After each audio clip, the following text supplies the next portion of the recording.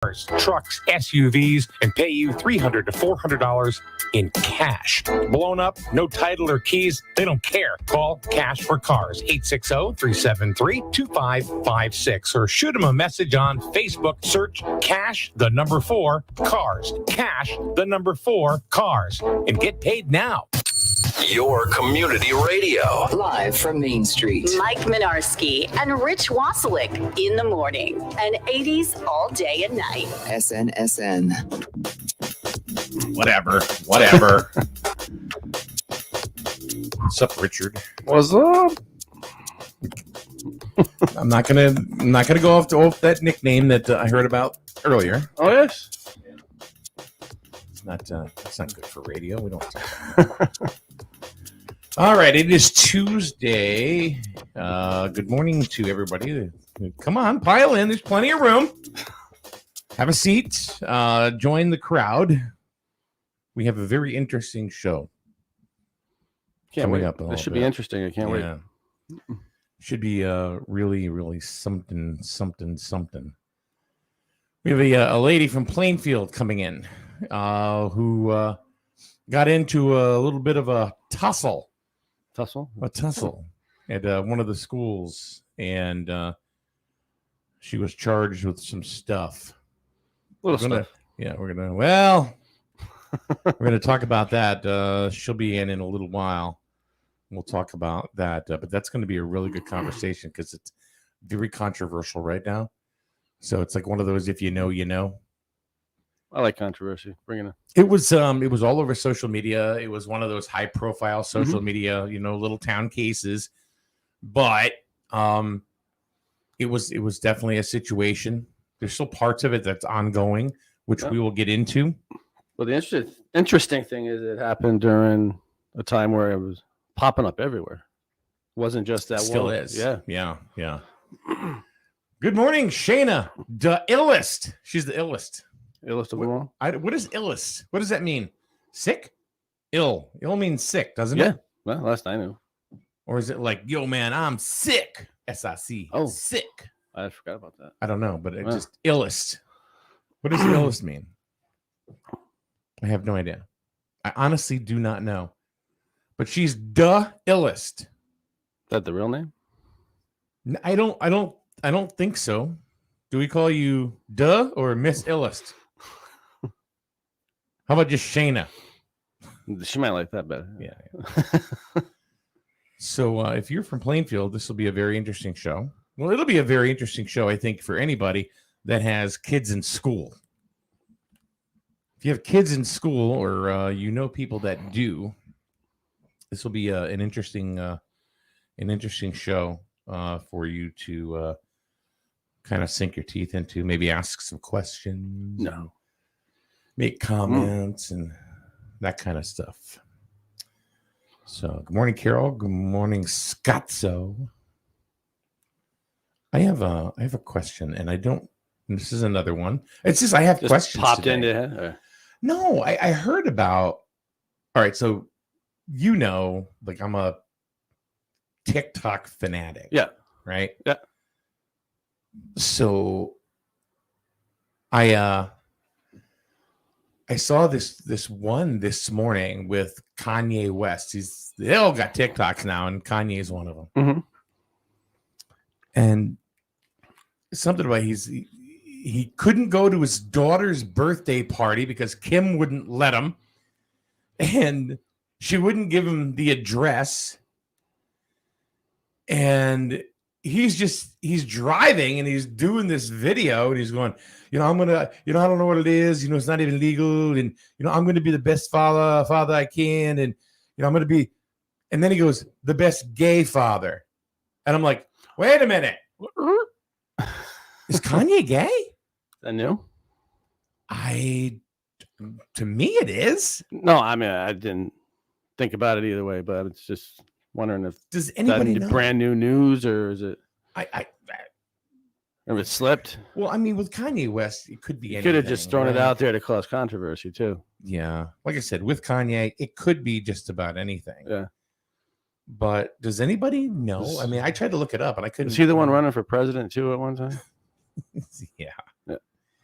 what hasn't he done? Yeah. He's President always in the Kanye. middle. He's always in the middle of something. That's how he gets his publicity out there. Yeah. Scott says he just says wild shit all the time. Yeah. He does. But Victoria, who cares?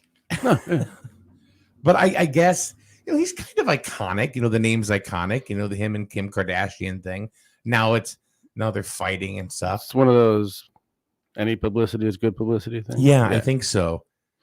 So I don't know. She's the one's getting her law degree just to, right? That one. I don't even know. I have no idea. I have no idea. I have no idea. Have you ever watched the show The Kardashians? I have not. I've suffered through a couple of them. Really? No, yeah, because someone else is watching it. No, not because I wanted to watch it. They're just ridiculous. I can't even wrap my head around it. Scott Fryer said he actually went to the party. Really? Huh? Oh, Scott went. Yeah, Scott did too. So Scott and Kanye, they're hanging out, chilling. Maybe that's the gay couple. I don't know. Could be. No. The whole family. How would he know? Yeah. What kind of intel do you have there? That would be interesting. The whole family is Californian. I can't even wrap my head around it. So yeah. Anyway, I thought that was kind of wild. That's what kind of news day it is. Kanye West said gay on there. That's what kind of news day it is. I know. Sometimes you have to kind of create news. If there's no news, you have to kind of make stuff news is, up. Yeah. but you just kind of go, okay, let's talk about this and let's go, wilding out. Well, after the last week, I guess that's good. I mean,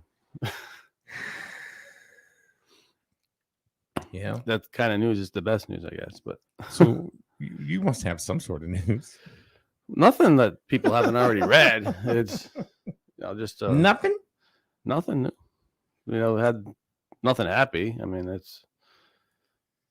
they had the accident. They had the accident in Occam, which I drove by and never realized it because the car was split in half and half in the woods and everything. But you mean on 395? Yeah, I drove by that. I never even saw it.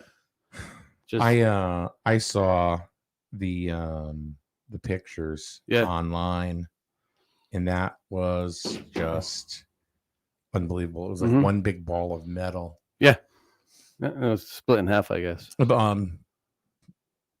Somebody came forward and said they knew who it was, and that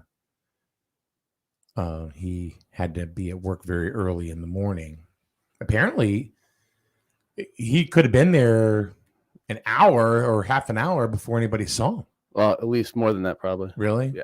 From what I heard, yeah. So but I heard it was a young man, and but I've been still waiting for a press release. I even I contacted Trooper Muniz at the Public Information Office yesterday, and there's nothing out there yet. Oh. Same thing with the Curtis murder up on I haven't heard a word about that either. Yeah, nothing. No. There's and that's probably a really good thing because in the day and age of social media where things get out there and spread like wildfire, you get one piece of misinformation or maybe something that should be kept close to the chest, when it comes to an investigation. Yep. That if that gets out, it'll ruin the whole case. Yeah, ruin the whole case. Yeah, I mean, so you don't want to do that. No. But there was a trailer fire in Lisbon the other day. That trailer burned down pretty quick. But it's been no real happy news in the area. No. I know. Jesus, I would like to have. We got another storm coming, possibly. So here I'm gonna. Victoria says, about that. We're talking about that car that was pretty much a big heap of metal. Says usually cars. She says usually cars look like that after volunteer firemen get done with extraction. No. Okay. No. I don't know. Not this case. No. He hit a New Jersey barrier, then flew over it, right? For what I understand, but then I guess the engine was by the Jersey barrier, and the passenger cab was in the woods. So, no, he wasn't ejected, right? Not that I know of. No. That had to be awful. Yep. Then over the weekend, there was another wrong way driver accident. Yeah. This was in Guilford. In Guilford, and I know there was one up in 395. Yeah, off of Route 2. Yeah. That really, thank goodness, didn't result in any injuries. None at all. As I understand. Yeah. No, everything was diverted. Yeah. Seems to be more of a popular thing, though. I don't understand why. What's that? Wrong way drivers. Yeah, it's like a thing. It's like a death wish. I think some of them are, but yeah, possibly. Honestly. So yeah, there was a gentleman that got on the wrong way. He ended up driving south in the northbound lane on I-95 in the town of Guilford, and head-on collision. Oh. I mean, they were both moving, and both cars had one driver. I mean, they only have one driver, but they only had one occupant in the car, just the drivers, and they both died. Yeah. So, well, you think that's at least a 130 mile an hour collision. Hmm? That's at least a 130 mile an hour collision. So, yeah. Scott says, I heard on Griswold now that it was because he was shooting fireworks over oil prices. So someone started shooting guns in the woods, and the Board of Education forced him to wear a mask.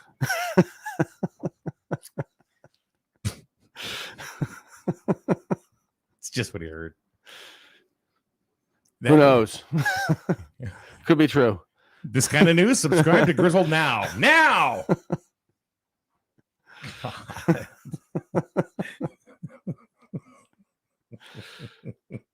It's very possible. Very possible. Yeah. And, get off the BOE, man. When it comes to, wearing a mask, and because people are like giving them crap over, taking, grant money, which is, I guess part of that grant, and I'll get shot for this, but, part of that grant money is that the kids need to wear masks, apparently, or something like that. Guess what? You take the money, you don't. Guess what? The kids are still wearing masks. Yeah. So it doesn't matter. Yeah. It doesn't matter. Yeah. I just don't like the state's way of getting their will by making it a requirement for the money. But they don't take the money. The kids are still wearing masks. I know. It's just another way of them forcing it, though. That's what I don't like. But you get your money if they wear the mask. You still have to wear masks, But how are they forcing it? The state or the town? No, the state.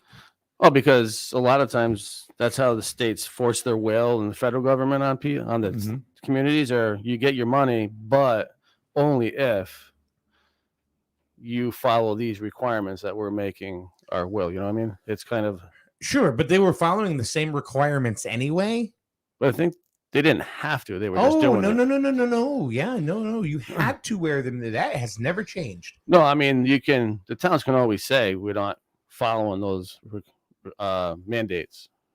I know some towns have done the that. Schools. Yes. Well, a lot of the schools will do whatever the state tells them to do. But right, and that's what we're talking about. We're not talking about like town buildings or town garage or something like that. I mean, I don't think they necessarily any town has to follow the mandates. Okay.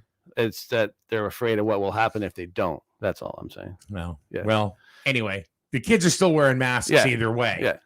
So I don't know. You ask me. So a lot of the towns are like, well, if we don't follow these mandates and someone sues us because their kid gets sick. That's what they're afraid. That's got it. Yeah. So, Victoria, this is true. I agree with you. She says it's not the Board of Education decision on masks. The funding is tied to the masks. Right. If you don't enforce masks, you not only lose funding, they will shut the school down. So there you go. Yeah. So you take the money. Yeah, I mean, take the money. Because either way, it's going to be the same thing. Right. Yeah. The results are the same. Yeah. Exactly. Yeah. So, what the hell was that? My phone. One of the kids moved. Daryl, who jumped in there from the Healthy Computer, Mm-hmm. School Street, Jewett City, another one of our fine local businessmen, said 395 is a racetrack lately. I've seen so many dangerous things while I'm driving. It is true. Mm-hmm. I think traffic is getting worse. Yeah, they need to expand it. But it's not just getting worse as far as the amount of cars. It's getting worse as far as the way people are driving. Oh, yeah. They're driving like bats out of hell. Have you seen them plowing through Main Street here? Well, I've seen the results. Yeah. It's crazy. Yeah. You see light poles down and yeah. But people come around the corner coming off of North Main, Mm-hmm. going by the church. They come around the corner and they're just like they're flying.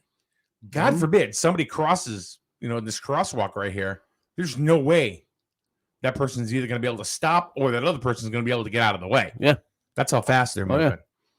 Yeah. I've seen people up and down Ashland Street Mm-hmm. that they got to be going 50, 55. Not a red Jeep, is it? No. So, yeah. Scott says, I drive 395 at 5 a.m. every day, all the way into New London. Total racetrack. Route 32 is even worse. Yeah, I do that in the morning. I know it's all the same people every morning, but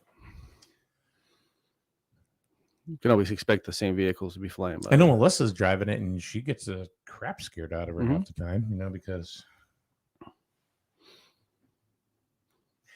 Yeah, Laura, you're absolutely right. I'm scared to death of that area. The 4-leaf clover section. What is that? What is it? Exit 13? Yeah. I know. Whoever came up with that should be shot. That's a death trap right there. I think they were designed when the traffic was nowhere near what it is now, so they didn't have the same problems they have today. But they definitely need to do something with those. That is I'll purposely nasty. will not even get off those exits sometimes and just take the next ones and take an extra few minutes to travel around Norwich. But it's that is a nasty intersection to go around. And some people they race it. They want to see how going. Yeah, how fast they can do the. I've seen tractor trailers just going down it and then just roll over because it's such a wide, or not wide, but tight turn. And they're not slow. They're not going slow enough, and then the angle is too much, and they flip over. But did you see people? I've seen people almost get hit T-boned and thrown. They need to fix that. Of all places, how would they do that? How are they going to fix that? I have no idea how, but they need to come up with something. I don't care if they shut one of them down and just keep it closed. Okay. Make people travel around another way, but it's way too dangerous. It's it is. It's very, very dangerous. Yeah. Even if it's a matter of just shutting them down and have people go around another way. I don't care. But it's like you just close one of them, have one of them open. But yeah, I'm no engineer, but neither am I. Neither am I. But that is a scary place. 395 is a scary place. Yeah, Main Street's a scary place. Everything's scary now. Yeah, Ashland Street, people driving like crazy. I mean, well, they're in a hurry. They're late. For what? For what? Didn't set their alarm clock 5 minutes sooner. That's my God. I mean, when I'm standing, you know what's funny is I was standing out there in the summer one day. Melissa and I were out there, and then our neighbors from across the street, young girl named Brittany and her husband. His name's Riker. So they came over, and we were just messing with them. I took my phone and I just stood there and I pointed it like at the stop sign because nobody stops there. Nobody does. It just right on through. And there have been some prominent people in town that I've seen blow right through that. I'm not going to say who they are because, whatever. But anyway, I stood there, acted like I was taking a video. Every person stopped. Oh, really? Every single person stopped. There you go. We were literally counting the cars that weren't stopping. and it was like 20, 25 in a row coming from both sides. It's funny, once in a while you see a car kind of slow down and then they just go right through, then they get pulled over. And then police officer says, "You didn't stop." The guy goes, "No, I didn't stop, but I rolled through it. I looked both ways, looked left, looked right." He goes, "Yeah, but you didn't stop." Yeah, you just said yourself you didn't stop. Yeah, but everything's okay. No. He goes, "Slow. I went through slow. Stop. What's the difference?" "Get out of the car, sir." Guy takes out his billy club. Starts hitting him. "Now, do you want me to slow down? Or do you want me to stop?"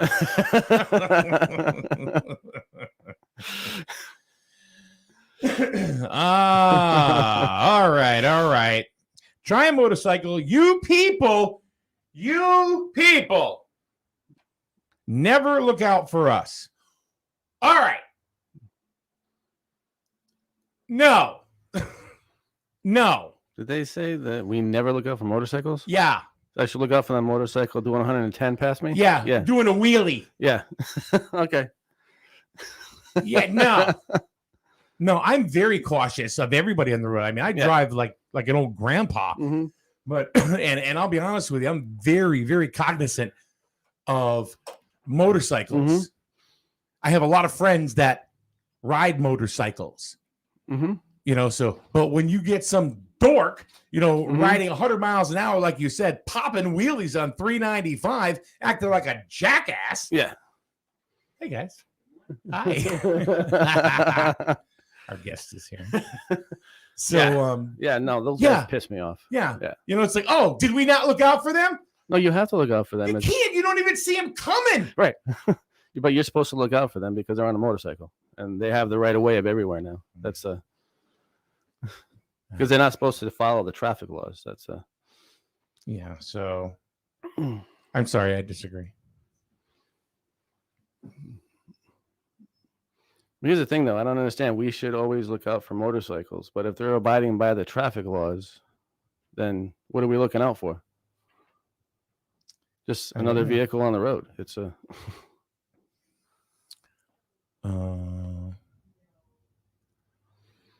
He says, no. Well, I'm sure there are people that. There's a lot of them that follow the traffic laws. Right. But there's also a lot that don't. Right. And stuff like that. Yeah.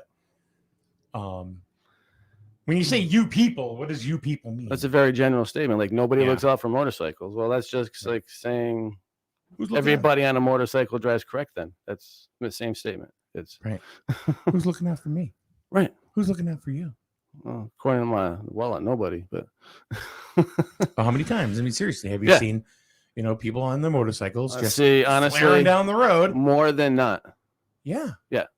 Yeah. More than not. And you know what? Those are the ones that give them a bad name. Yeah. Give it a bad name. Because I've seen very cautious. What's the proper word for it? Careful, law abiding. I was looking conscientious. Is the word I was looking for. Motorcycle operators. But honestly, it might not be right, but what does everybody remember?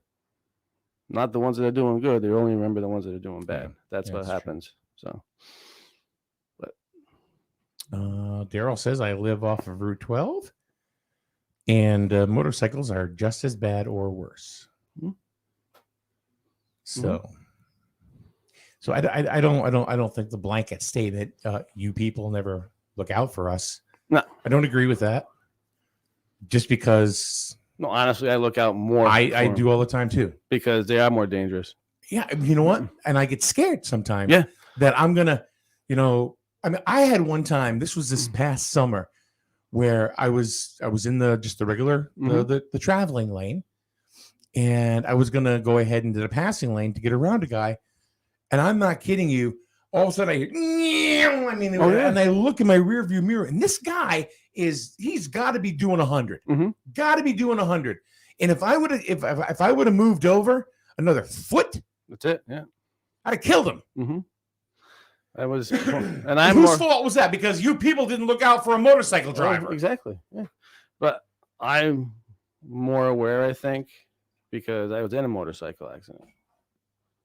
And I got screwed up from it. But now I know the person that said that, Bob, and he is conscientious. Yeah. You know what I mean? So I understand how he would feel too. But you also got to look at the other side of it. Yeah. That those it's one of those, if you're riding a motorcycle, what do you also have to expect? People aren't going to see you as easily. Right. But also, I'm more conscientious, I think. One, because I was in a motorcycle accident. And I had a girl in East Line blow by me doing probably twice the speed limit in that area. And I pulled out from 90 or 395 on the Route 1 in that little weird area there.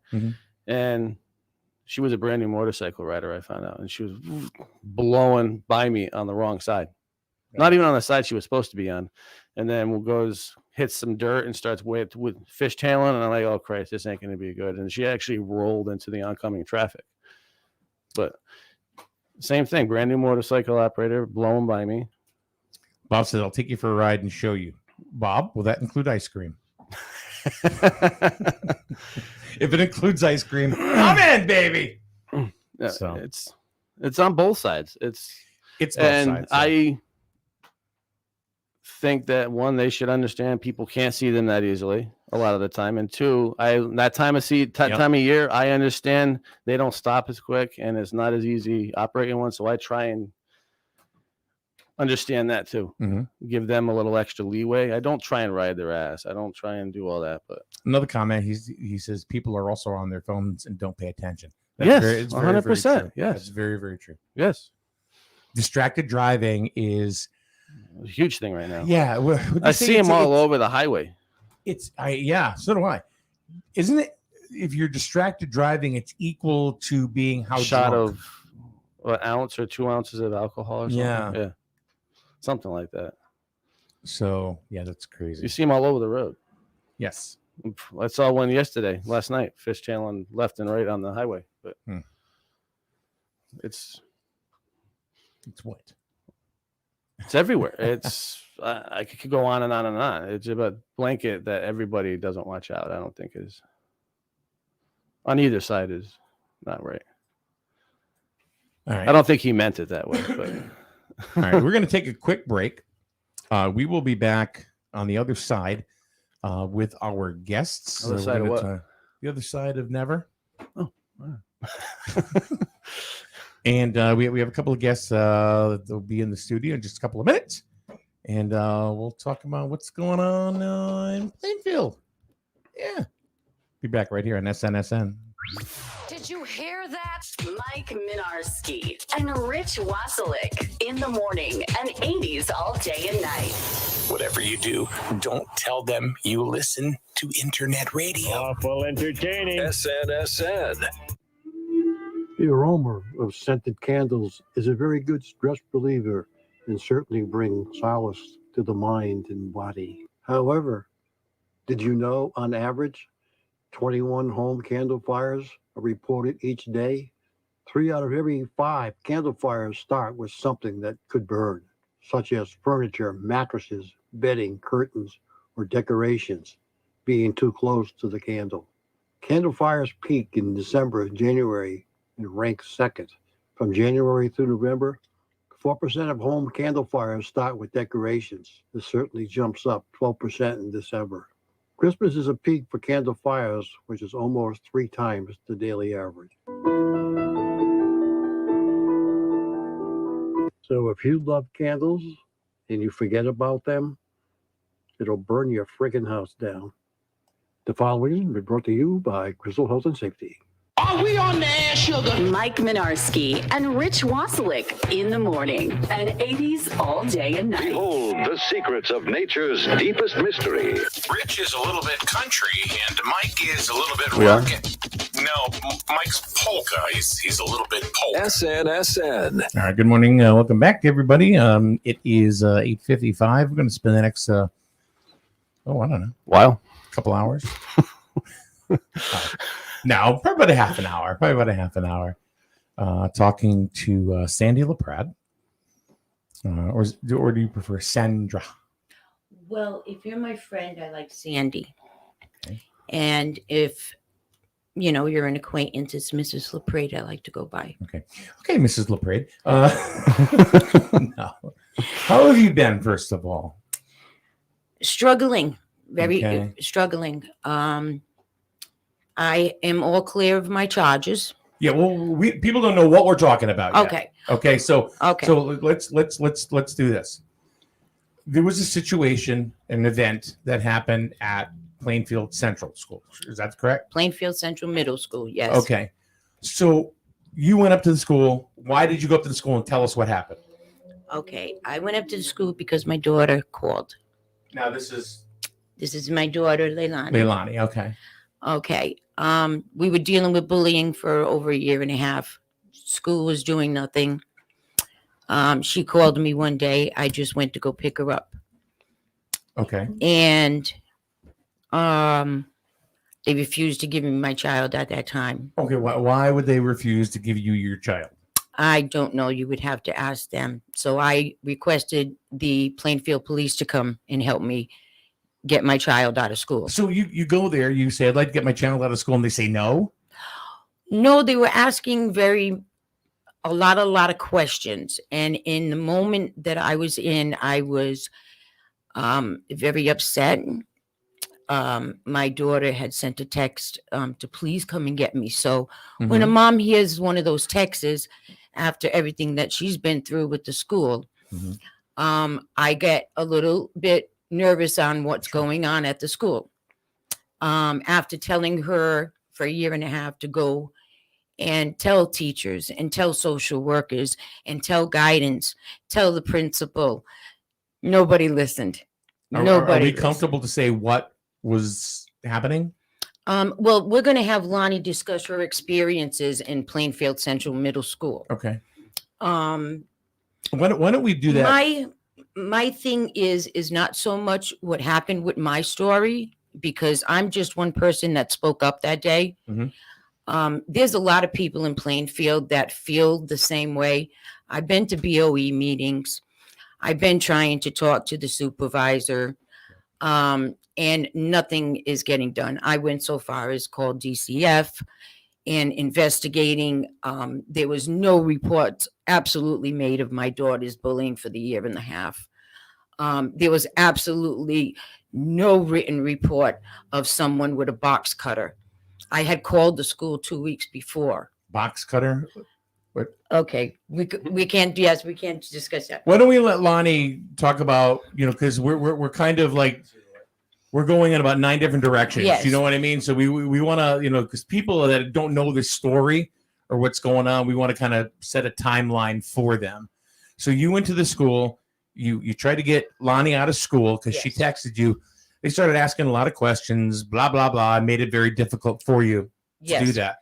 So you can just say, I don't want to talk about it. Oh, no, I'm very unclear on what to say here. And I think it's very important that we take a step back to see where the bullying really started. And walking into that middle school, I was already not the most popular kid. And I did have problems with quite a few people. But when I would go down to guidance and reach out about the problems that I was having with my peers, I noticed that nothing was being done about it, or I was being silenced subconsciously, or everything that I was trying to keep personal was going around to people that didn't need to know my inner business. And that happened multiple times. And there was big things that happened, which I feel should have been reported to my guardians, but were never really talked of or noticed throughout my years there, such as when kids would pull on my hair and record me at times, or bring in weapons against me and inappropriate objects. And these are other students. These are other students doing this to me. And it led me to feel very unsafe in my atmosphere. Every single time that I would come there or try to learn, there would be a setback. And there's times where I had to switch my classes or call my mother to pick me up. And I always was told to go down to the guidance office and talk about what was bothering me, but nothing was ever done about it. Okay. So mom was had enough. No, were you getting bullied that day? Yes. Is that what? It was particularly, I don't know how to say that word. Particularly? Yes. Oh, that's a hard word. You did good. There was a boy in my class who is known for hitting females and beating them up. And that's another big problem that was in my school, because there was reports of him doing this. What? And so he was trying to he was making some threats to me, and I didn't like that. So I went to the bathroom and called my mom, and I was like, "Can you come pick me up, please?" And so I was dismissed, and I was told before I was going into my science class that I could go home and that my parents were here to get me. And I was sat down in the guidance office, and I didn't know why, because my guardian was there to come get me. And the door was shut on me, and I just had to take the bus home, even though there was nobody there for me. Whoa.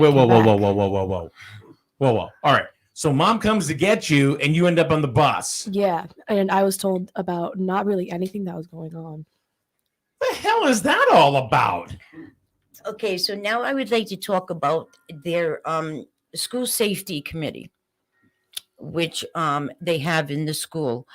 The people that are on this school safety committee are the same people that are breaking the laws or not abiding by their policies and not reporting what is mandated to be reported. Okay. Now, I had tried to work with the school many times. They say I'm the last word that I had got said to me was that he was afraid to be in the room with me because Who is he? I can't. That would be a superintendent. Okay. Okay. The previous superintendent or the current? The current. Okay. Superintendent.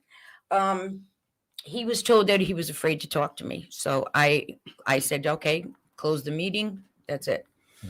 I don't know why he would feel afraid. I do get loud when I get emotional. I'm very emotional about this. I am very passionate about children. I have always been in that school system for 20 years. They all know me. I have 4 children go through the school boys system. I know of. You know that. Yes. Yep. Yes. So I know many guidance counselors, many principals, many teachers. And I went there to work something out. Okay. Like I did for the past 20 years. Never in my 20 years of being a parent in Plainfield had I have to go through this, to actually have to call the police to get my child out of school where the school will not work with me. Okay. Now, Rich, I know he's chomping at the bit here. So it's my biggest question. And Rich is a first responder and all that stuff. So I guess my question would be, why do you think this is different? I am here. No, I'm saying, why do you think this circumstance versus the past 20 years is different in this time? Oh, it's the last good generation was, I'd say, back in the 90s. I mean, really, I'd say the 80s. Okay, I mean, but the generations has changed. Your policies need to change. Your policies need to be enforced. Okay, they were not doing that. Okay, now I like to talk. Lonnie looks like she's bursting out too. Yes, well, there's some things that we can say and some things that we can't say. Why can we not say it? Because I'm having a deal with the school. I am having a. Is there legal action? There is legal action. Okay. Yes. Right. Yes.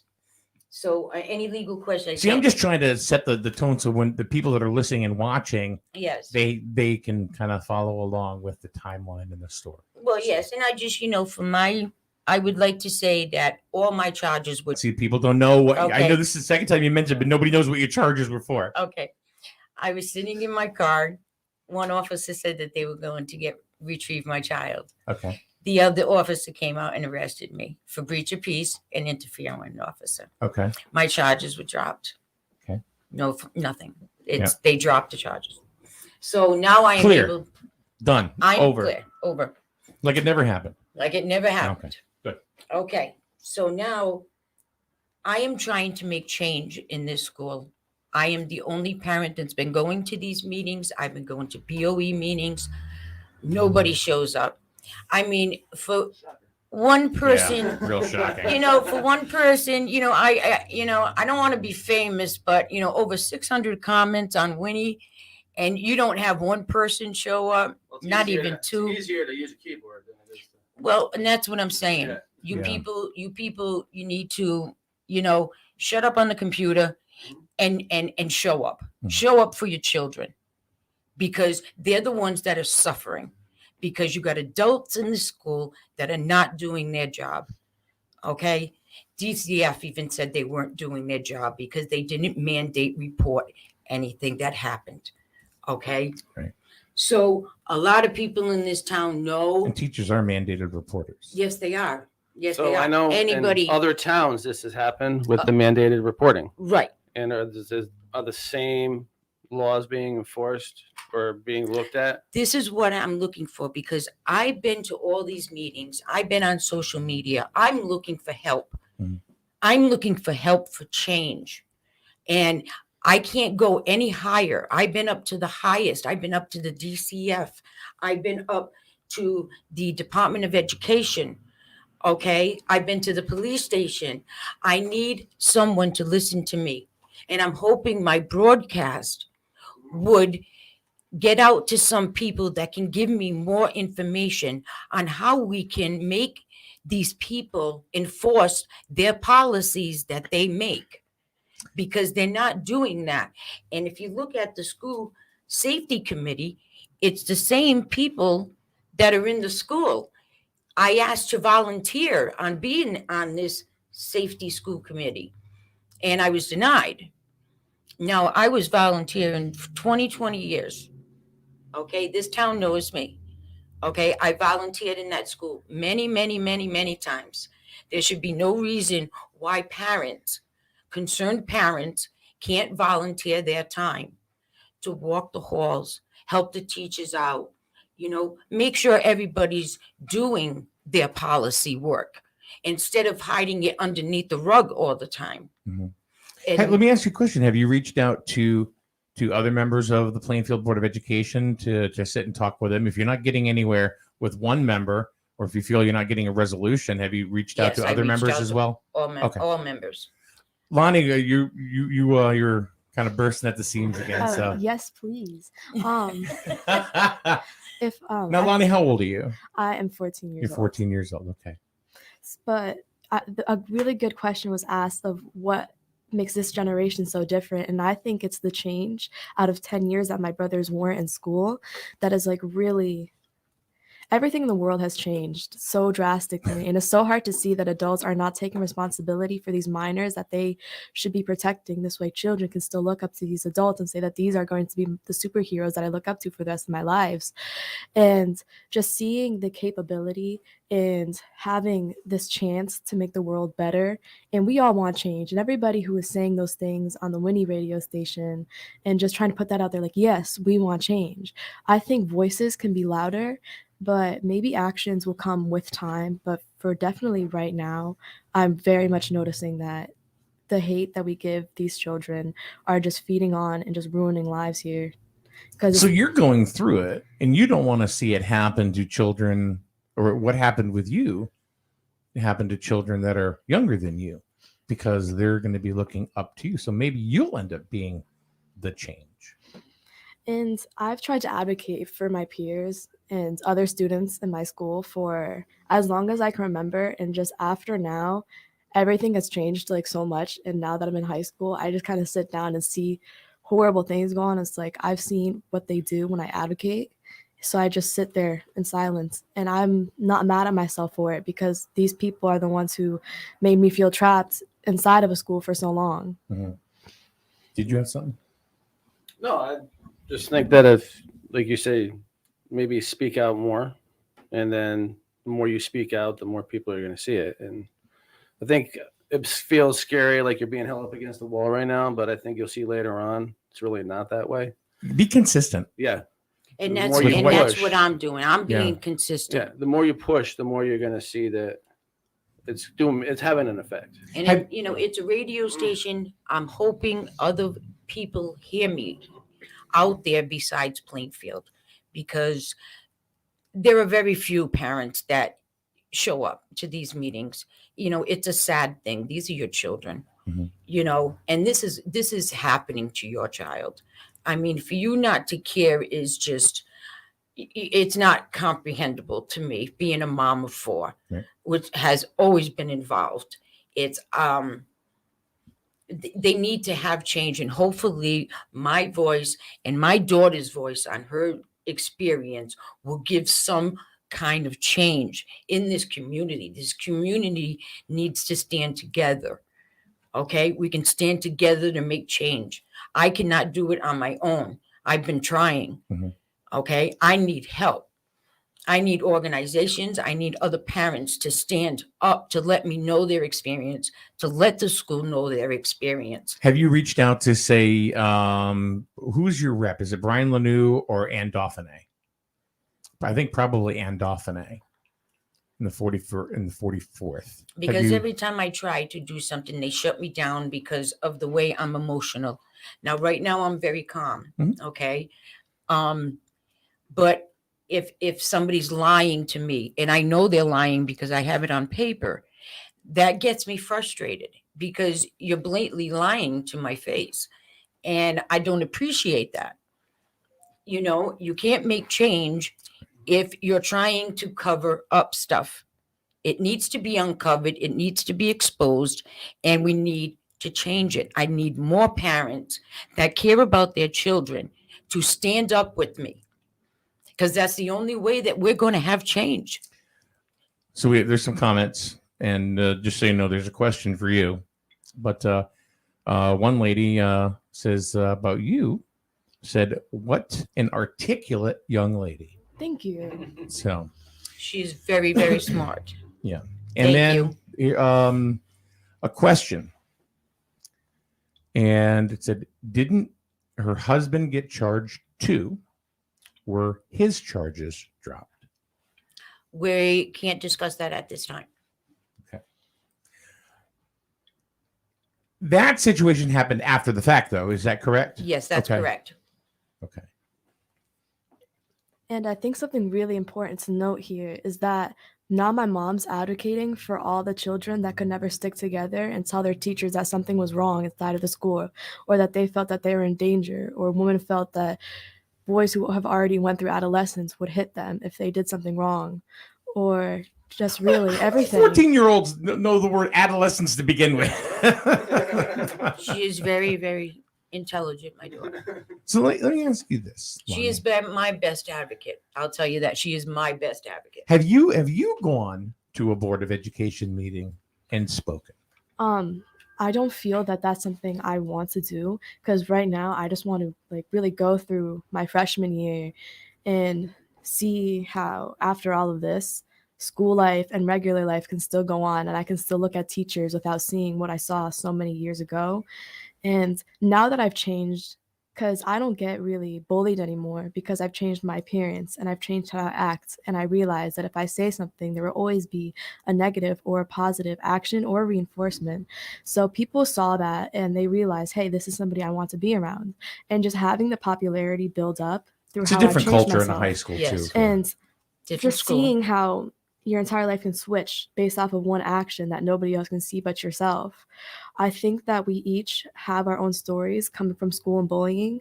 And I really want to note that if we do get the change that we're looking for out of bullying, kids will never stop being mean.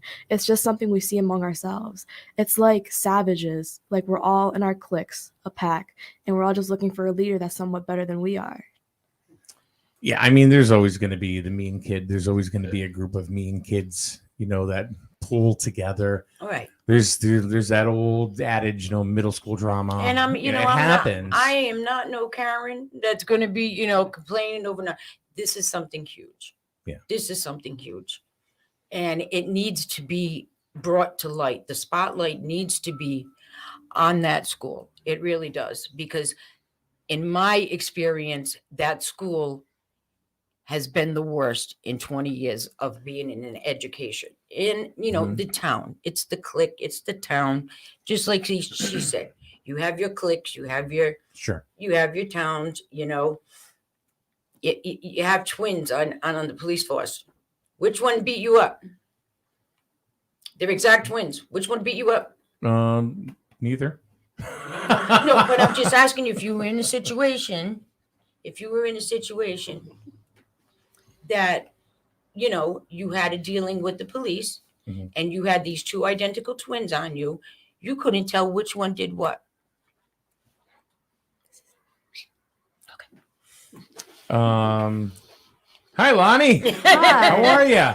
Nothing. Back to the why I'm So, here. no, I'm looking for help. Okay, so when doing a media tour and stuff like that, that is great. But like I said, I would suggest talking. I know right now there are at least 2 people that are listening to this that are Board of Education members, not in Plainfield, but and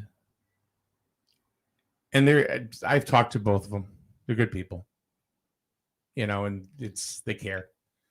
I don't know the people in Plainfield as far as the Board of Education. I didn't know DiPietro, before. He never would return my calls, so I don't know. Well, yeah. But I will tell you that, this is the change we're looking for. We're looking to be a community. Right.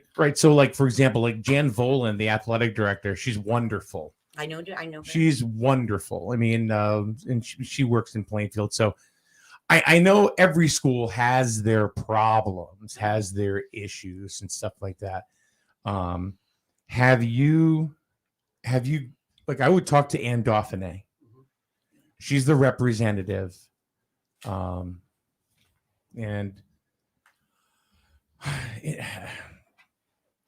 I would not even really, maybe start a subcommittee or ask to have the Board of Education start a subcommittee on bullying and harassment for kids. Right. So when you go to a BOE meeting, you can talk, but they don't answer you back. Yeah, they can't. They can't. So I tried to do my question and then go to the super and talk, but that never went anywhere. So, yeah, Well, one picture I don't want to paint is that we're putting a blanket thing on. They're all mean people. Nope. They're all. They're no matter where you go. You go to McDonald's, there's a jackass. Yep. You know what I mean? Everybody else could be great, but it's that one bad apple. Lonnie, you have something. Yes, that's a great thing, and I was just going to speak up about that. So when I was in the middle school, there were great teachers. I had switched out of my team's LA class, and I was put in an amazing English class, and I thrived there. The teacher was amazing. His name was Mr. Salsick. But also in that school, I realized that the people on my own team, the adults, the people I looked up to give me a rightful education, were feeding us hate and showing us that it's not going to get better outside of this school, and that we need to shape up here, and that we need to get over all the drama going on here if we ever want to survive. They weren't taking the bullying seriously. And I'm starting to notice that the hate you give to these kids are going to shape with them, and it's going to screw everybody over. Lonnie, I want to tell you a story. And this is God's honest truth, fact, something personal that happened to me. I'm 55 years old. When I was in middle school, there was one teacher in middle school, one in high school that I couldn't stand. But I had reasons. And basically because let's talk about my 8th grade one. He was very much loved the jocks. I wasn't a jock. So therefore, he made me feel very, very unimportant. The only time he talked to me was when I answered a question in his math class because the principal was sitting in the back of the room because he was doing his evaluation. And he went, "Yes, Michael, that is correct. Thanks." And I'm like, "Look, you jack off. You haven't talked to me that nice all year." And I didn't say anything because I was 13 years old. I didn't know what to say. And you need advocates. Yes. You need, because I didn't know. You do. Last year, someone come knocking at the door here at the radio station. A couple of friends that I knew, and then my 8th grade math teacher. He comes in. "Hey, Mike, how you doing?" Everything. Tries to give me a hug, and I went, "No." He goes, "What's the matter?" I said, "You were a jerk to me." I said, "I'm 55 years old. 42 years ago, I've been carrying this, and I haven't seen you since." And I said, "Here I am seeing you now." I said, "Don't come in here," I said, "and try to shake my hand and give me a hug." I said, you were a jerk to me. You treated me like crap. And I said, and I'm telling you now, I said, I'm an adult. I got kids, and stuff like that. So guess what? So I hear you. Because you carry that shit forever. Okay. This isn't about me, but I want you to know that it happens. And I hated this guy, and I would talk about it. It wasn't like I wanted to do anything. I just hated him because I felt like I wasn't being treated fair. Does that sound like what you're going through? That's actually pretty spot on. And I'm sorry that you had to go through that all those years ago. And you too, but see, you made me think of it again. You know what I mean? So it's happening everywhere, not just Plainfield. I can only say what my experience is in my town and how I would like to change my town. That's exactly what I was mentioning before. And if you're looking for ways to change the atmosphere in Plainfield, I would also go look at the towns that went through this. And I know Montville in particular is one of them. Yeah. Look how they went through it, and maybe that'll give you some options of what they went through and how they fixed some of it.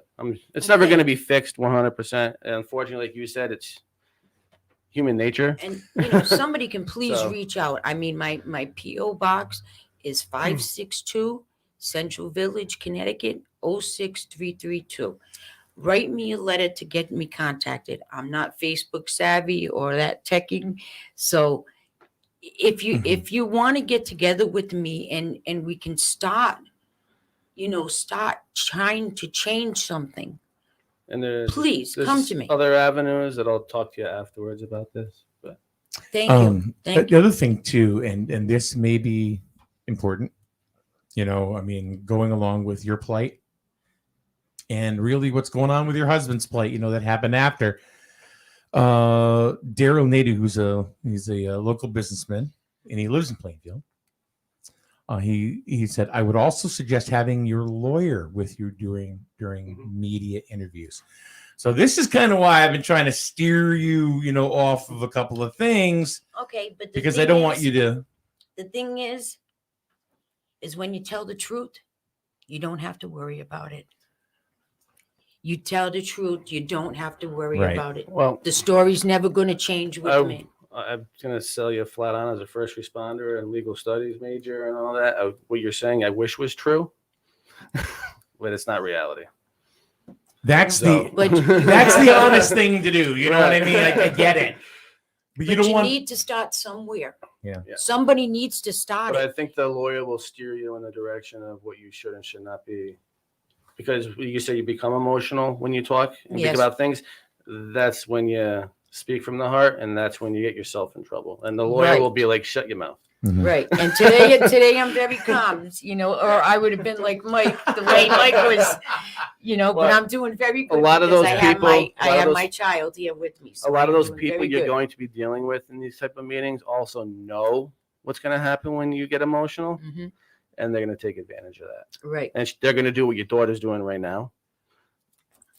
Yeah. Are you already thinking what their next move is? Yes, because for the love of I just right now I just would like to stay away from everybody and be on my mission that I am on.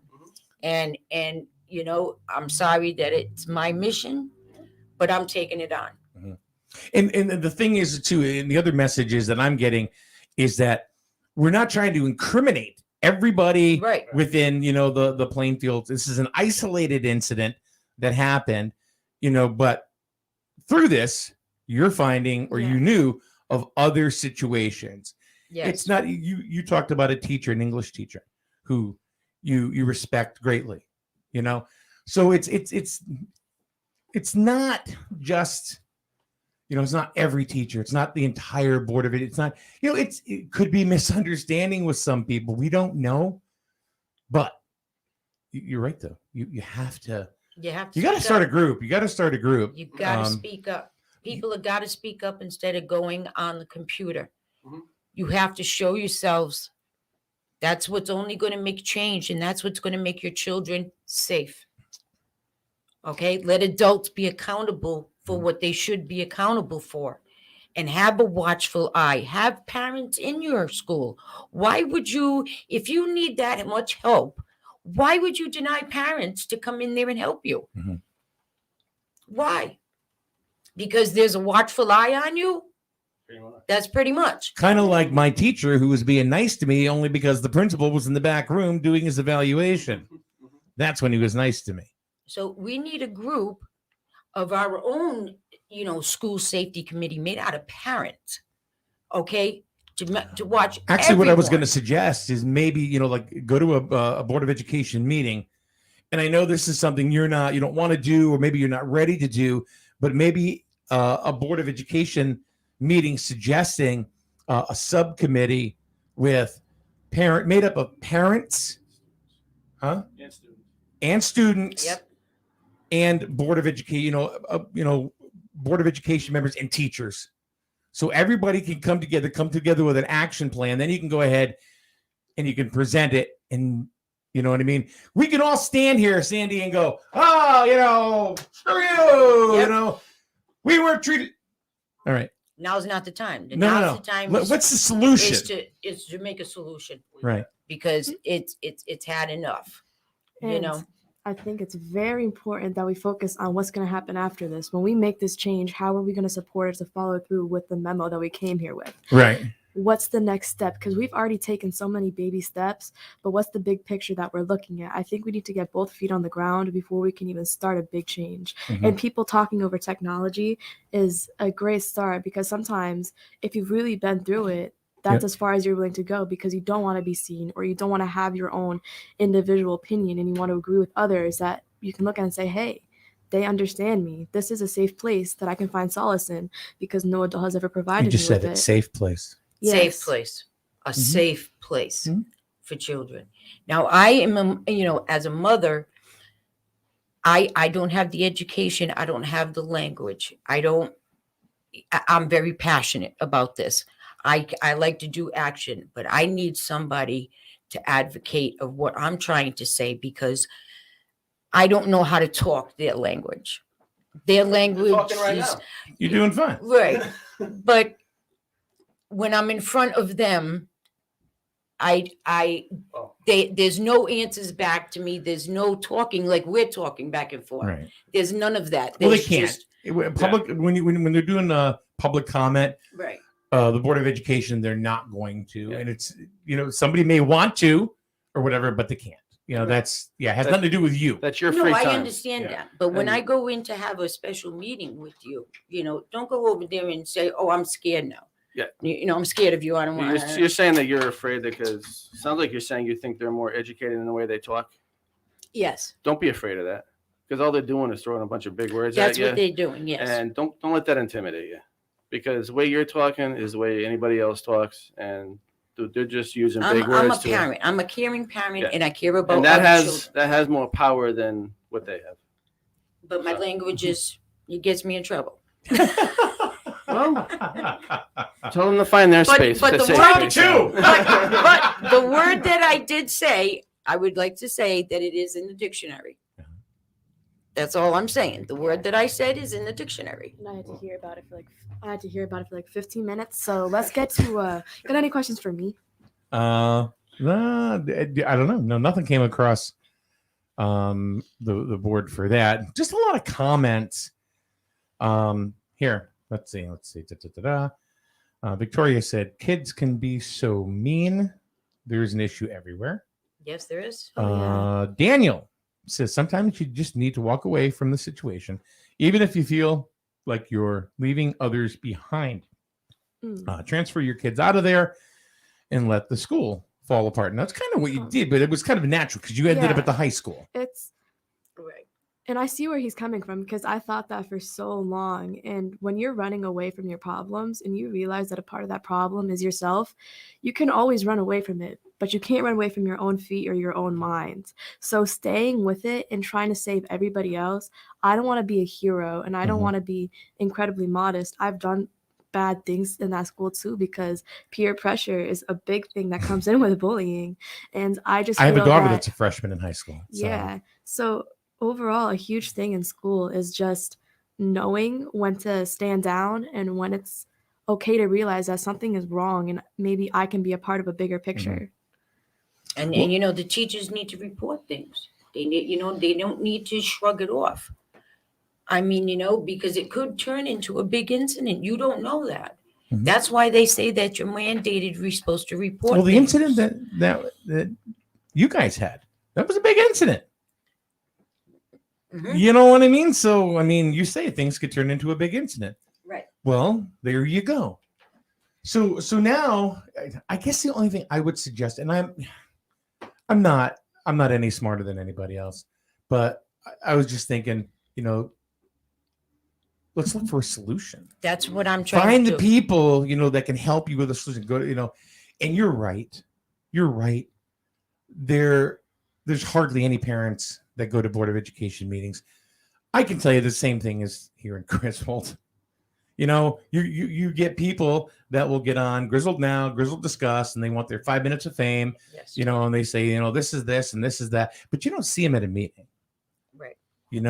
Some people do, but I think maybe there's a few. Yeah. The last one had one person on. Yes, and that's and people see that, the parents see that, and they say, why would I go?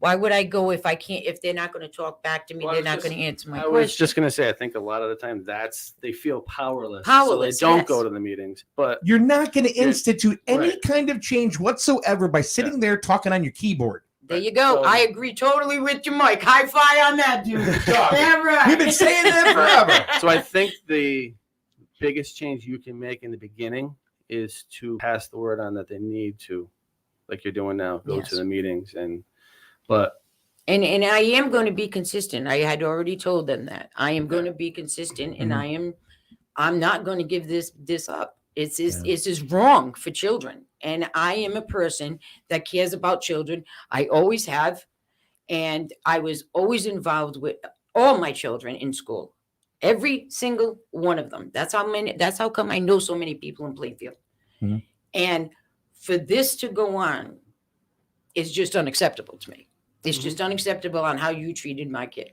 And I always go back to one person who I really respect in Griswold, and just because of the fact that she did something that everybody said couldn't be done. And her name is Pam, and she was very, very, very much against the gun range that was possibly coming to Griswold. Didn't want it, and then she found a few other like-minded people. Got legislatures involved. She ended up in Hartford talking, to the state legislature. Who do you think came? Lamont. Next thing you know, Lamont is saying, no, gun range doesn't belong in Griswold. This woman, grassroots, started herself and grew it. Went through town legislation, state legislation, and made the change happen. This is something, and this is what I need you help may have with. to do. And I'm looking for people out there that can help me take my next step, because you have to change this, or it's going to get worse and worse. And if it ain't for the grown-ups, then you're leaving the world to the kids. Here's a suggestion, and this is a great suggestion from somebody that knows. Sometimes sending a letter and asking it to be read out loud into the record has many effect than speaking at the meeting. So you could write a letter and have it read out loud, and that would be part of the record at at a Board of Education meeting. And I understand that letters are helpful, and I know that words are a great source to understand what we mean, but I feel like not even passion, but it's just if you know what you want and you can manifest and put in the work to get it there, and if you have a strong connection and you can really feel for what you're doing, like most people who do want change for this do. And I know it sounds like we're preaching for world peace and get rid of a world without bullying, bad teachers. I think what the overall goal is to do is just help these kids find a solace with themselves and realize that the world isn't going to be like this forever and that there is a way out of it, rather than feed them this and then screw every generation that's going to be after us. Right, but when you're looking for change, if you want to institute, like a wide spectrum change, you got to plant those seeds. Yes. And one of those seeds is Will grow. and this lady is and she has experience, so I can vouch, whatever. But starting that, you don't have to be there. Just send it and have them read it. It'll be part of the minutes, and it'll be on the recording and stuff. Then they have to do something with it. Thank you. That was a very good idea. That was a great suggestion. I'll give it to you after. Her name is Victoria. Thank you very much, Victoria. But I understand what you're saying. But to start to make that change, you have to plant those little seeds, and you have to let those little seeds kind of grow. And what happens is other people will get on board. Because they like your mission. They understand your mission and your plight, and they want to jump into that because maybe they're feeling it too. Yep. But if you don't plant those seeds, then wheels will spin. And I know there's a lot of parents out there, so please, help me plant these seeds. Help me plant these seeds. Help me save the kids. That's what my whole goal is to save these children. Mm-hmm. Okay, because you got adults that ain't doing it, and the system needs to be changed. Yeah, because it's not working. I think we have too many people that are what's the word that I'm looking for? Apathetic. They're worried about what goes on in their walls, and that's fine. But sometimes you have to worry about what's going on outside of those walls. And then you have to actually communicate. That's the biggest problem. That's the biggest problem is people communicating with that's you. The biggest problem. That's the biggest problem. I think the people we're reaching for are the ones who have been affected by this or have seen somebody affected by this. And after something like what has gone on for so long, you kind of start to build up a wall against yourself to protect yourself. And hypothetically, that's going to be like a brick wall. You don't want to see anybody else. You just kind of want to stay on your own. Right. Instead of having that fence where you can see what you're putting up against, you kind of just block yourself out and blind yourself from what the bigger picture is. But have you talked to like-minded kids? Have you talked to other kids that the same type of situation has happened? No. They're in my school, there are like one or two kids who understand what the world is like, and I hate to say it, but most of the people I go to school with are thugs. Are like, yeah, I'm gonna get suspended. I'm gonna go smoke weed in the bathroom. I'm gonna do this. I'm gonna go jump them because I don't like what they said. They're not woke. Yeah, and now that's where the teachers, that's where the adults are supposed to come in. I think you're gonna find that in every school, though. Honey. Oh yes, it's gonna be. But since we teach ourselves thug life, I love this Tupac song. It's like literally called, it's not a song, but it's literally called Thug Life. But you can kind of relate it to like the hate you give little infants, everybody.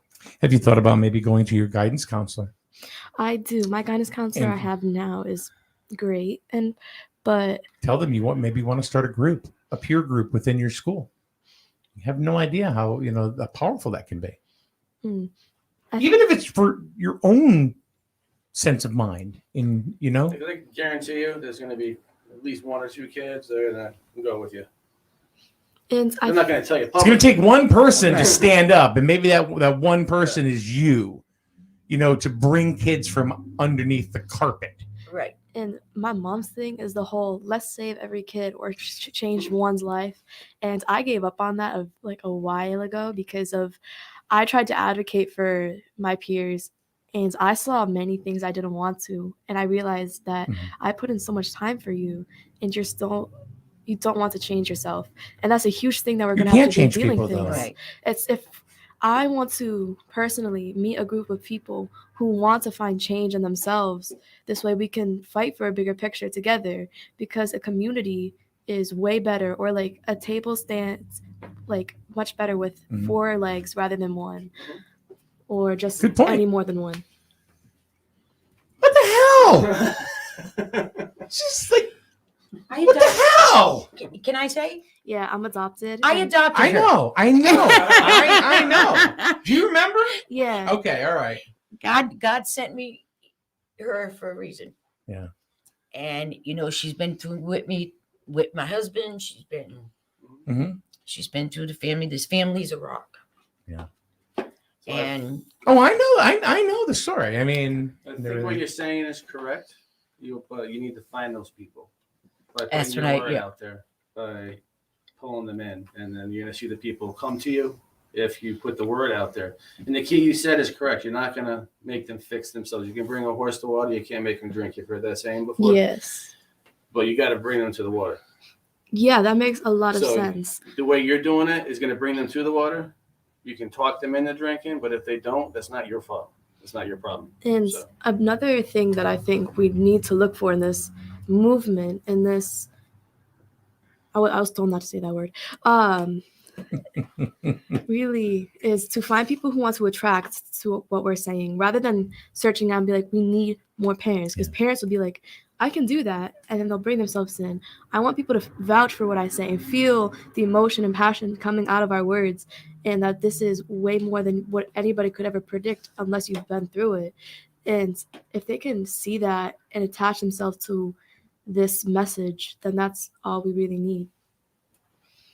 Do you have anything else you want to add? No, I just hope our voices, this will be the first seed. Hopefully somebody will water it, give it sunshine. And what's your P.O. box again? P.O. box is 562 Central Village, Connecticut, 06332. Okay, P.O. box 562. Okay. And Sandra Laprade. Laprade. Yes. Okay. And I appreciate you, Mike. It's just another seed that I had to drop, and let's see if it grows. Yeah, we'll follow up. And I'm gonna. Well, yeah, this is only chapter 1. I would definitely. But I would certainly. It's a start. Talk to Ann Dauphiné. Okay. She's your state legislator from the 44th district. I would definitely give her a call. Okay. And you, young lady, you just keep moving on what you're doing, kid. Because I'm like sitting here, I'm just like dumbfounded. At just the way you articulate sentences. Thank you. So it's like, yeah, she kind of flaws you a lot. Yeah, she flaws me a lot. I'll shut up now. Yeah. Enjoy your kid life. Thank you. She does enjoy her kid life, though. Oh yeah, she's enjoying the teenage life. And like I says, again, Angel says she's a bright young lady, very passionate. Thank you. See, you're making friends. See? That little flex there. Did you flex? That's my little seed growing. Daryl comes back, says it's always easier to break something than to fix it. Yes, but you need you can't just stay in one spot. You can't stay in one spot. You have to move forward. You have to, or you're going to be stuck in that same spot. Yeah. I dealt with cancer and everything, and you always got to put that first leg forward. You always got to, every day. No matter what your life is, what it brings, God got you up that day. Make a move. How is Tom doing? He's a good man. Tom is doing good. Tom is doing very well. Good. He's doing good. He's nuts, but he's yeah. fun. Well, we have certain brain issues with Tom. Whatever. Don't make him look. Naomi Smith. I would love an opportunity to meet and speak with you, Mrs. Laprade. I would be more than willing to help. I'll text you my number. Mike, pass it along. Thank you so much. And thank you. That's someone who can help you. Thank you. Okay. Because I really am looking for change, because the children shouldn't be going through this. It has to start somewhere, and it started with me, unfortunately. But hey, I'm all for it. Yeah, maybe 30 years from now you get a statue. Who knows? I don't think I'll be known for that, Mike. I think I'll be known for my voice rather than anything. That's what they hear, though. Yes, that's what they hear, my voice. Lonnie, thank you for coming in. It's very brave of you to come in and talk. Such a young lady to be able to speak very, very like you do, and to be able to tell your story and tell people what it is you're looking for. and in a very unselfish way. Thank you. But I definitely want to get it out there that even if nobody truly can reach out at this time, it will heal over time, because let's say you did plant a seed in the ground, you'll naturally get rain and sunshine, but that won't help as much as it could. You need to Very nurture it Yeah. I think just like a child. Plant them seeds, kid. That's it. All right. Thank you very much. We'll definitely follow up. It's Thank a you. pleasure seeing you guys again. Tell Tom I said hey. I will, Mike. Thank All you right. so much. All right, Rich. Giddy up. All right. We will see you once again tomorrow. Paul Lash will be with us once again. We'll see you tomorrow right here on SNSN. That you might think about when it comes time for new tires for your car or truck. But have you thought about Advanced Automotive in Griswold? Trusted for years when it comes to automotive repair, and now for great deals on tires.